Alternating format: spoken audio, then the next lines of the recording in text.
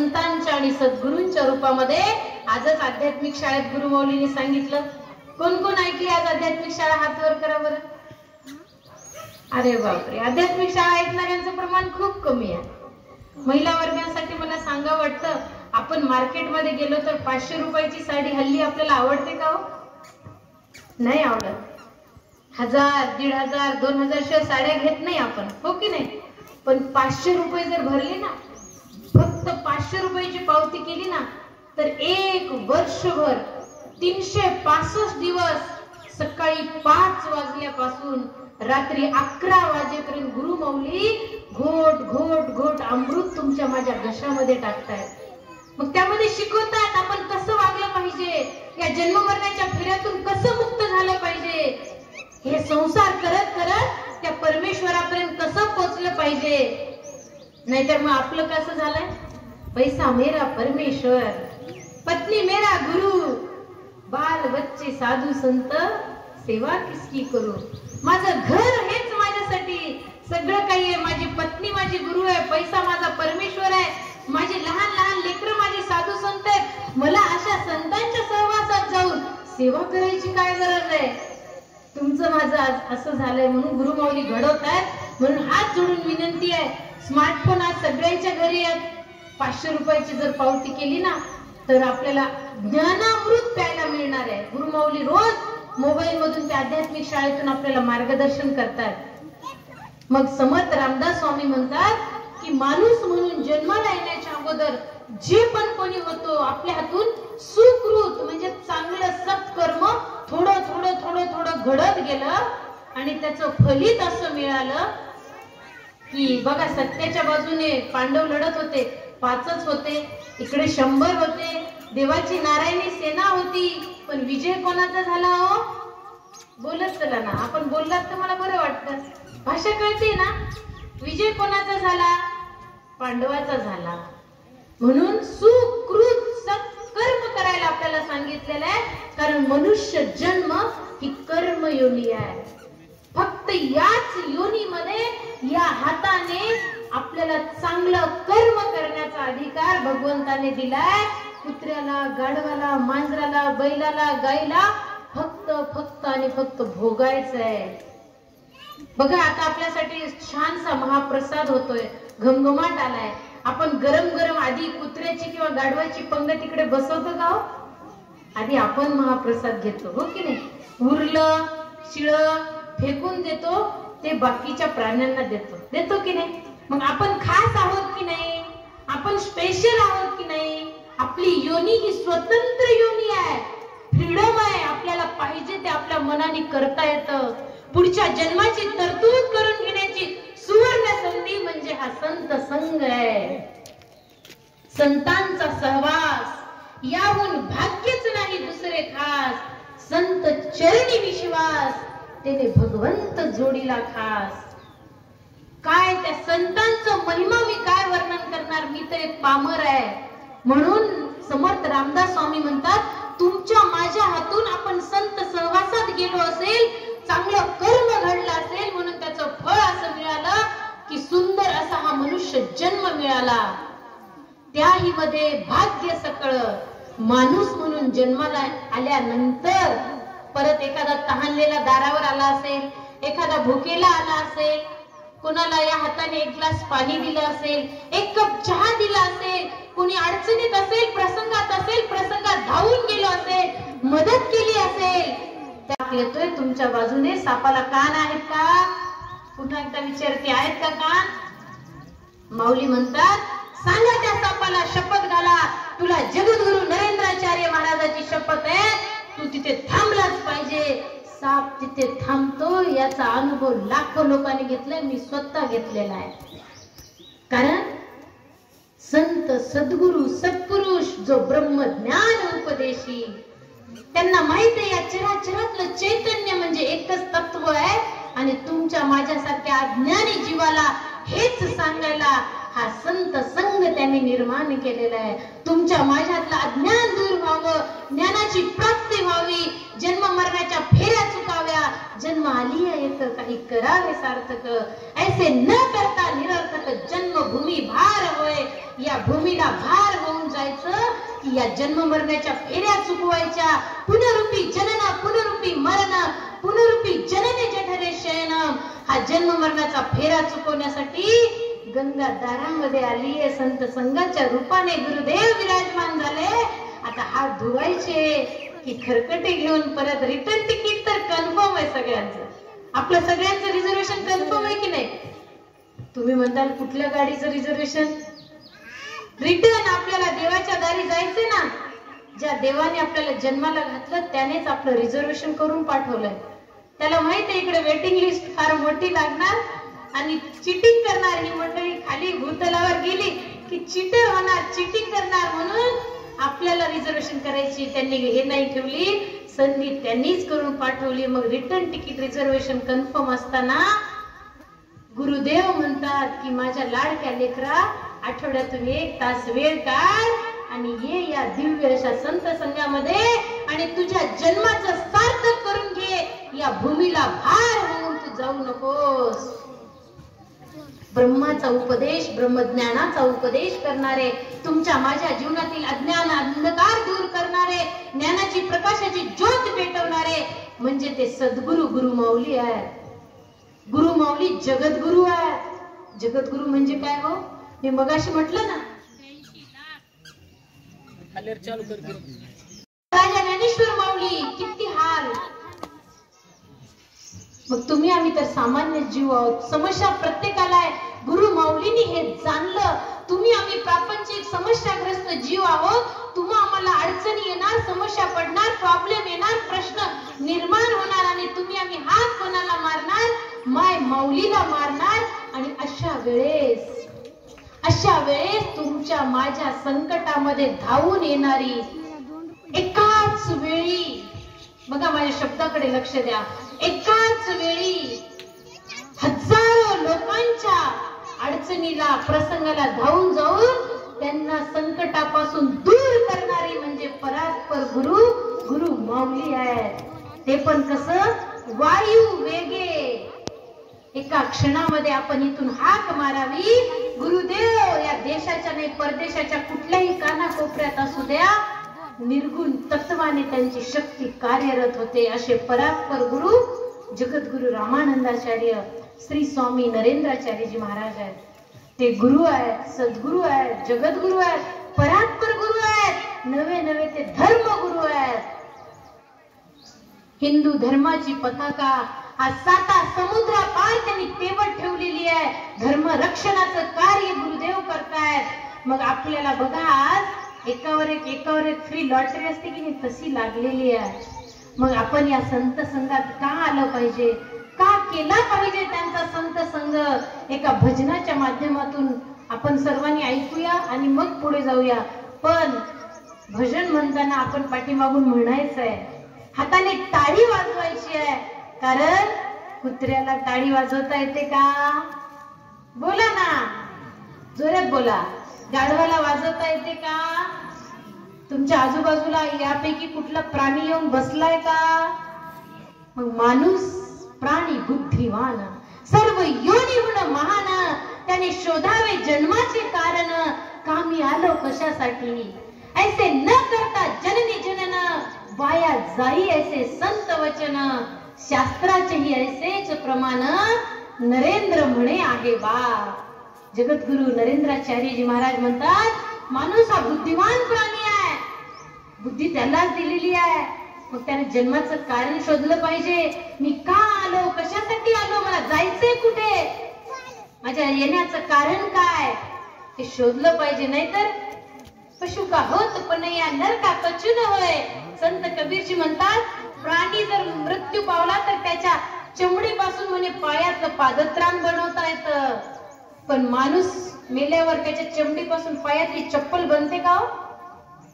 पण आज कलियुगामध्ये गुरुमाऊलींनी मरणोत्तर देहदान करायला शिकवलं, चमडी दान, नेत्रदान करायला शिकवलं आणि हजारो डॉक्टर संशोधक तयार होत आहेत. आणि आपल्या संप्रदायाने आजपर्यंत 114 मरणोत्तर देहदान केलेले आहेत.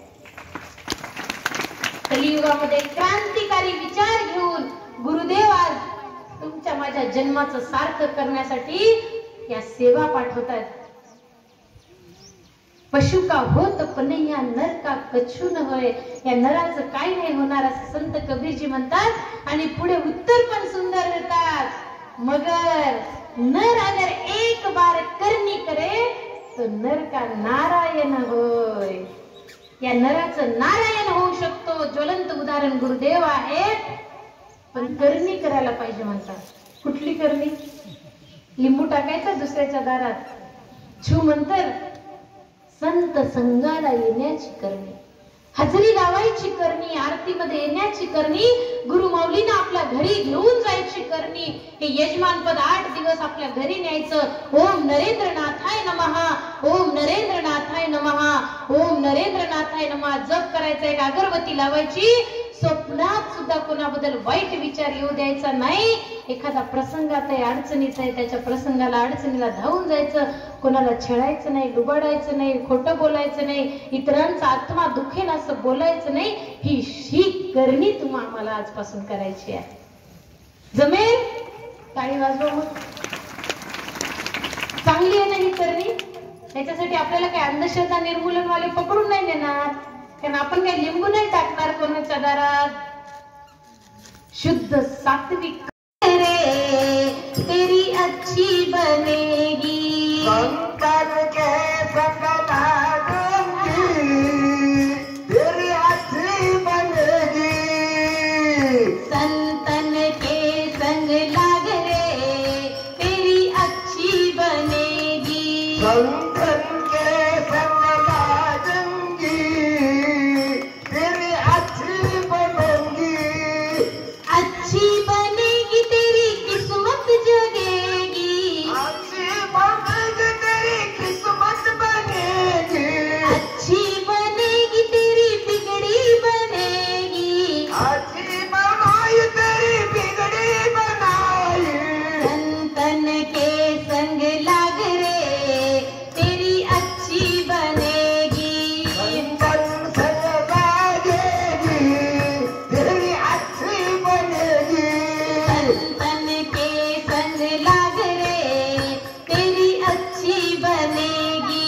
संतन के संग लागूंगी तेरी अच्छी बनेगी. ध्रुव जी की बन गई, प्रहलाद जी की बन गई. ध्रुव जी की बन गई, प्रहलाद जी की बन गई. ध्रुव जी की बन गई, प्रहलाद जी की बन गई. ध्रुव जी की बन गई, प्रहलाद जी की बन गई. ओए तेरो बड़ो भाग रे तेरी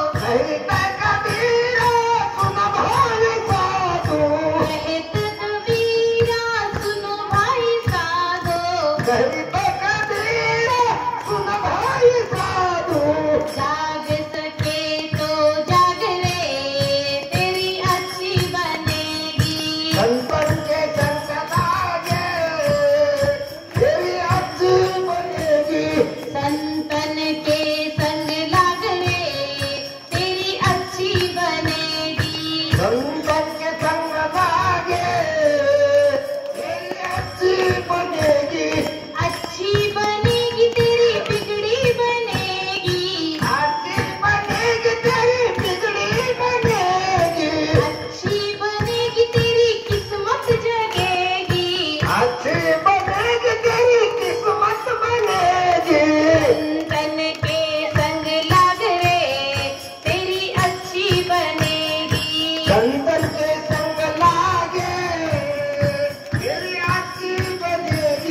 संतन के संग लागे तेरी अच्छी बनेगी, संतन के संग लाग रे तेरी अच्छी बनेगी, संतन के संग लागे तेरी अच्छी बनेगी, संतन के संग लाग रे तेरी अच्छी बनेगी।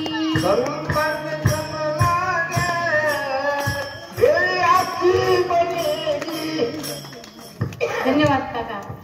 संतन के संग लाग रे तेरी अच्छी बनेगी, अच्छी बनेगी तेरी किस्मत जगेगी, अच्छी बनेगी तेरी बिगडी बनेगी. का लागायचं संतांच्या सहवासात? कारण आपलं जे संसार आहे, आपलं जे प्रपंच आहे, आपलं जे कुटुंब आहे, तेच आपल्याला नीट करता येत नाही. करता येते का? करता येत असतं तर कितीतरी घटना, आत्महत्या झाल्या नसत्या, घटस्फोट झाले नसते, भांडणं झाले नसते, एकत्र कुटुंब पद्धती हल्ली लोप पावत आली, एकत्र राहिलो असतो. कारण आपल्याला आपल्या जन्माचं मूळ कशात आहे ते कळत नाही. म्हणून आपल्याला संतांच्या सद्गुरूच्या सहवासात यासाठी जायचंय की ते आपल्या जीवन कसं जगायचं याची योग्य दिशा दाखवतात. ध्रुव जी की बन गई, प्रल्हाद जी की बन गई. कोण होते भक्त प्रल्हाद? राक्षसाच्या पोटातला जन्मणारा देवाचा निस्सीम भक्त कसा झाला असेल हो? काय ताकद असेल या संत संघामध्ये. हिरण्यकश्यपू हा राक्षस सत्ययुगातली घटना आहे आणि त्यांची पत्नी कयादू माता. हिरण्यकश्यपू तपासाठी गेलेला, कयादू मातेला गरोदर असताना गर्भामध्ये बाळ वाढत असताना ब्रह्मर्षी नारद मुनीच्या आश्रमात राहण्याचा योग आला. संतांचा सहवास, ब्रह्मर्षी नारद मुनीच्या आश्रमात राहण्याचा योग आला. ओम नमो भगवते वासुदेवाय, ओम नमो भगवते वासुदेवाय. श्री कृष्ण गोविंद हरे मुरारी, हे नाथ नारायण वासुदेवा. सतत हा मंत्र, हे नाम कानातून गर्भामध्ये संस्कार झाले.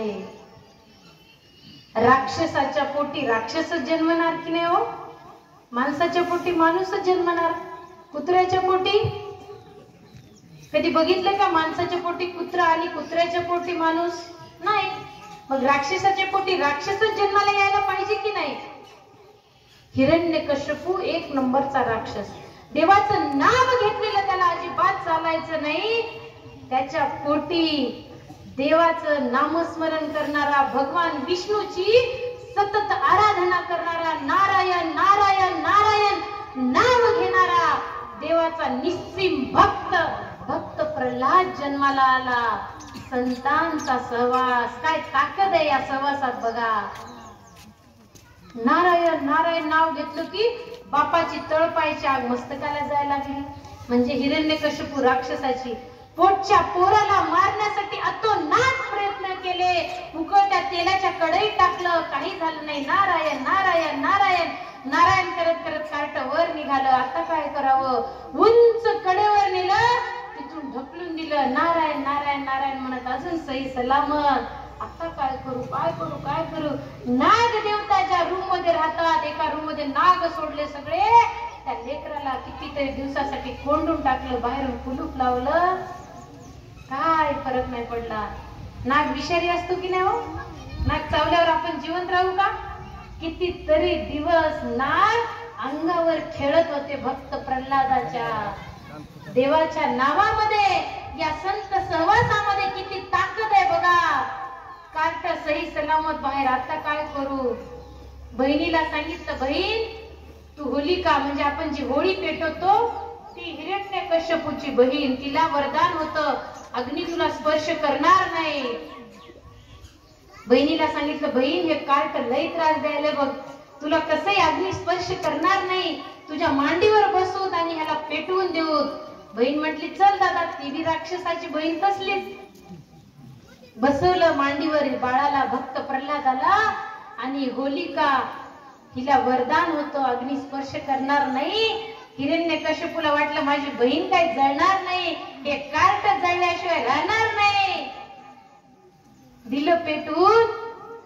होलिका जिला अग्नी स्पर्श करणार नाही हा वरदान होता, ती होलिका जळून खाक झाली. आणि देवाचा निस्तीम भक्त ज्याला संत सहवास मिळाला होता, तो भक्त प्रल्हाद सही सलामत तसाच राहिला. आता काय करायचं या कार्ट्याचं? बाप परेशान. एके दिवशी भक्त प्रल्हाद नारायण नारायण नारायण नाव घेत बसलेला होता. तिकडून बाप आला, स्वारी आली. नारायण म्हणलं की त्याला जोरात शॉक लागायचा, तळपायची आग मस्तकाला जायची. काय लावले रे नारायण नारायण नारायण? या खांबात तुझा नारायण आहे का? होय पिताश्री, या खांबात सुद्धा माझा नारायण आहे. काय विश्वास बघा. विश्वास नानी का द्रौपदी करण लाया, बहना का भाई बन खुद सांवराया. इज्जत जमाने में तो राम बळ तेवढ्या ताकदीनिशी खांबावर लाथ मारली त्या हिरण्यकश्यपू राक्षसाचा वध करण्यासाठी. भक्त प्रल्हादाच्या भक्तीपोटी, भक्त प्रल्हादाच्या विश्वासापोटी भगवान विष्णूनी त्या खांबातून प्रगट झाले नरसिंह अवतारामध्ये आणि हिरण्यकश्यपू राक्षसाचा वध केला.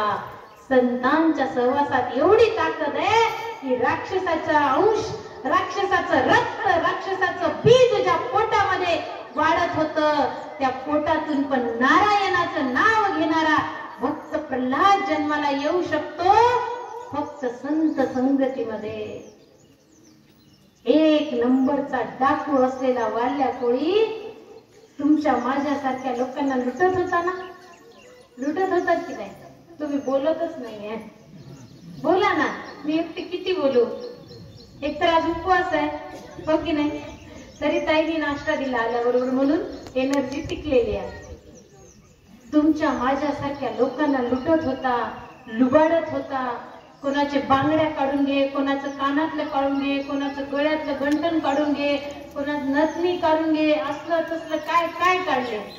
गुरुबंधूच्या खिशातले पैसे काढ, घड्याळ काढ, लूट लूट लूट लूट लूट केली. किती केली हो?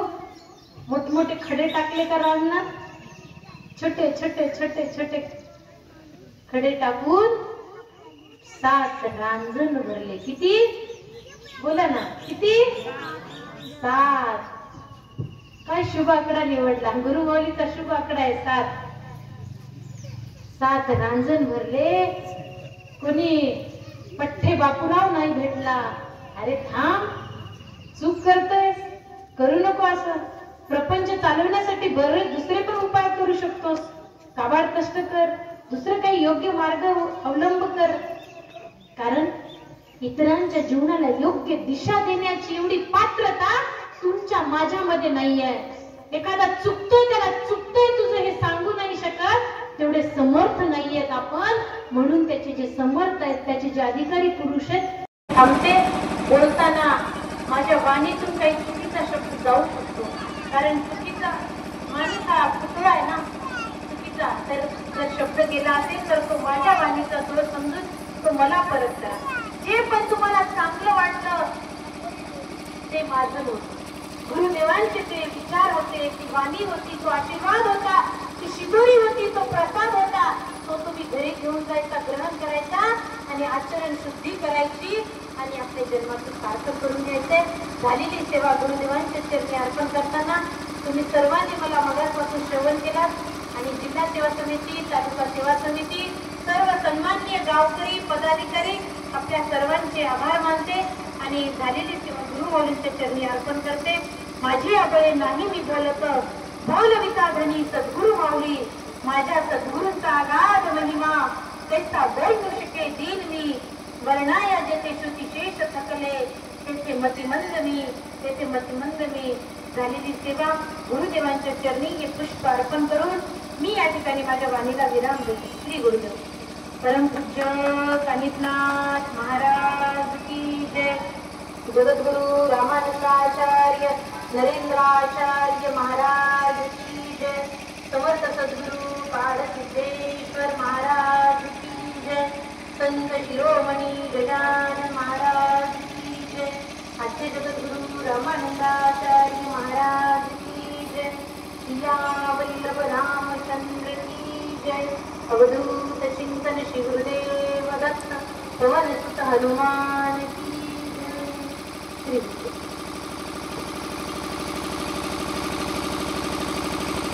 आमचे बोलताना माझ्या वाणीतून काही चुकीचा शब्द जाऊ शकतो, कारण चुकीचा माणूस हा पुतळा आहे ना, चुकीचा. तर जर शब्द गेला असेल तर तो माझ्या वाणीचा थोडं समजून तो मला परत करा. जे पण तुम्हाला चांगलं वाटलं ते माझं होतं. गुरुदेवांचे ते विचार होते, ती वाणी होती, तो आशीर्वाद होता, ती शिदोरी होती, तो प्रसाद होता, तो तुम्ही घरी घेऊन जायचा, ग्रहण करायचा आणि आचरण शुद्धी करायची आणि आपल्या जन्माचं सार्थक करून घ्यायचे. झालेली सेवा गुरुदेवांच्या चरणी अर्पण करताना तुम्ही सर्वांनी मला मगासपासून श्रवण केलात आणि जिल्हा सेवा समिती, तालुका सेवा समिती, सर्व सन्माननीय गावकरी पदाधिकारी आपल्या सर्वांचे आभार मानते आणि झालेली सेवा गुरुमौलींच्या चरणी अर्पण करते. माझी आबळे नाही मी बोलत, बोलविता धनी सद्गुरु माऊली. माझ्या सद्गुरूंचा अगाध महिमा, त्याचा वर्णू शके दीन मी. वर्णाया जेथे श्रुतिशेष थकले, तेथे मतिमंद मी, तेथे मतिमंद मी. झालेली सेवा गुरुदेवांच्या चरणी हे पुष्प अर्पण करून मी या ठिकाणी माझ्या वाणीला विराम देते. श्री गुरुदेव. परमपूज्य कानिफनाथ महाराज की जय. जगद्गुरु रामानंदाचार्य नरेंद्राचार्य महाराज की जय. समर्थ सद्गुरु पाडसिद्धेश्वर महाराज की जय. संत शिरोमणी गजानन महाराज की जय. आद्य जगद्गुरु रामानंदाचार्य महाराज की जय. सिया वल्लभ रामचंद्र की जय. अवधूत चिंतन श्री गुरुदेव दत्त पवन सुत हनुमान की जय.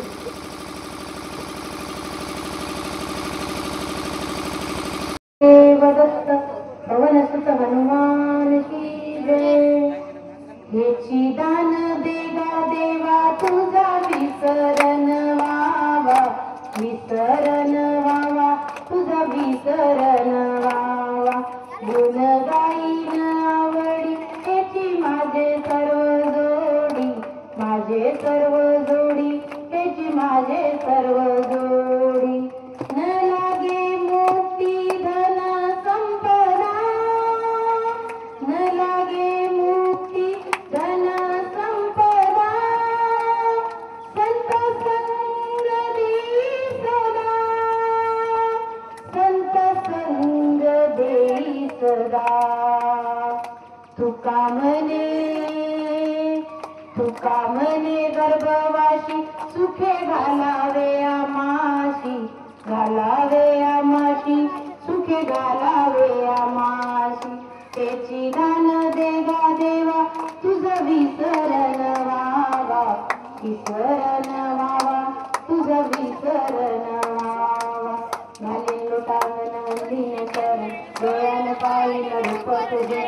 प्रेमे आलिंगन आनंद तुझी, मावे वळाईन म्हणे नमा.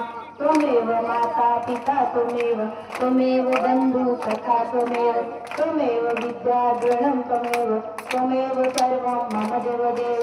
कायेन वाचा मनसेनिन्द्रियेण बुद्ध्यात्मना वा प्रकृतिस्वभावात् करोमि यज्ञं सकलं परस्मै नारायणायति समर्पयामि. अच्युतं केशवं राम नारायण कृष्ण दामोदरं वासुदेवं हरि श्रीधरं माधवं गोपिका वल्लभं जानकी नायकं रामचन्द्रं भजे. हरे राम राम राम हरे हरे, हरे कृष्णा कृष्णा कृष्णा हरे हरे. हरे राम राम राम हरे हरे, हरे कृष्णा कृष्णा कृष्णा हरे हरे. परम पूज्य कानिफनाथ महाराज की जय. जगद्गुरु रामानंदाचार्य रवींद्राचार्य महाराज की, समर्थ सद्गुरु काळसिद्धेश्वर महाराज की, संत शिरोमणी गजानन महाराज की, आद्य जगद्गुरु रामानंदाचार्य महाराज की, शिवावल्लभ रामचंद्र की जय। अवधूत चिंतन श्री गुरुदेव दत्त, पवन सुत हनुमान की जय। श्री गुरुदेव।